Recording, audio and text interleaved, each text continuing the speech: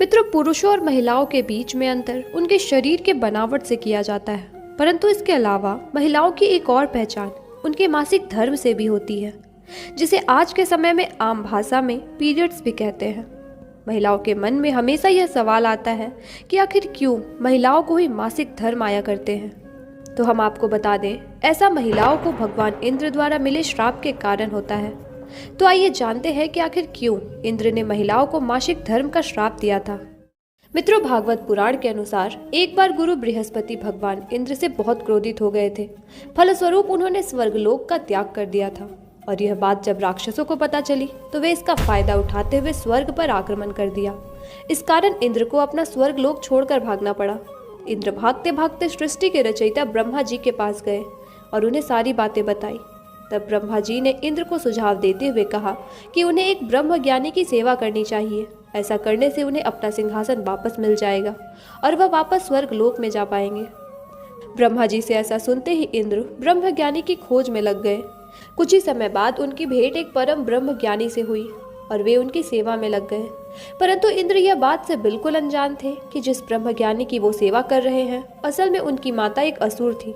इसलिए उस ब्रह्म ज्ञानी का ज्यादा लगाव असुरों की ओर था। यही कारण है कि इंद्रदेव द्वारा चढ़ाए गए हवन सामग्री को वह देवताओं के बजाय असुरों को भेंट कर दिया करते थे। इसलिए इंद्रदेव के प्रयास भी विफल जा रहे थे।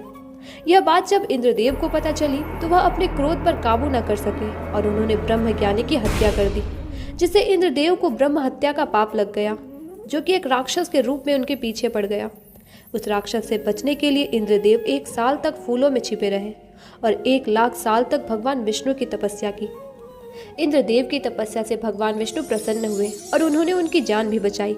साथ ही ब्रह्म हत्या के पाप से बचने के लिए उन्होंने सुझाव दिया कि इंद्रदेव को पाप से बचने के लिए पेड़, भूमि, जल और स्त्री को अपना थोड़ा थोड़ा पाप बांटना होगा। साथ ही पेड़, भूमि, जल और स्त्री को वरदान भी देना होगा।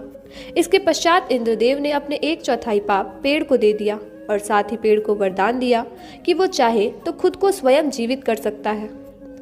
इसके बाद इंद्रदेव जल के पास गए और जल को अपना 1/3 पाप दे दिया और वरदान में इंद्रदेव ने नदी को दूसरे के पाप धोने की शक्ति प्रदान की। यही कारण है कि पूजा पाठ के दौरान जल शुद्धि के लिए इस्तेमाल किया जाता है। शेष बचे पाप में से आधा पाप उन्होंने भूमि को दिया और वरदान स्वरूप भूमि को आशीर्वाद मिला कि उसके चोट सदैव खुद ब खुद भर जाएंगे। इसलिए आज भी धरती को लगे चोट खुद ही भर जाते हैं। आखिर और अंतिम में इंद्रदेव का पाप स्त्री को मिला, जिसके स्वरूप स्त्रियों को हर मास मासिक धर्म आया करती है।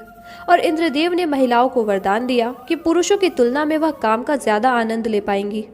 तो मित्रों, यही कारण है कि स्त्रियों को हर माह मासिक धर्म से गुजरना पड़ता है। और अगर देखा जाए तो इस संसार में केवल स्त्रियां ही हैं जो नए जीवन को जन्म दे सकती हैं। इसलिए स्त्रियों का मासिक धर्म उनके लिए पाप नहीं बल्कि वरदान स्वरूप है। मित्रों, अगर आपको ये वीडियो अच्छा लगा हो तो इसे लाइक और शेयर करें और हमारे चैनल को सब्सक्राइब करना ना भूलें। राधे राधे, धन्यवाद।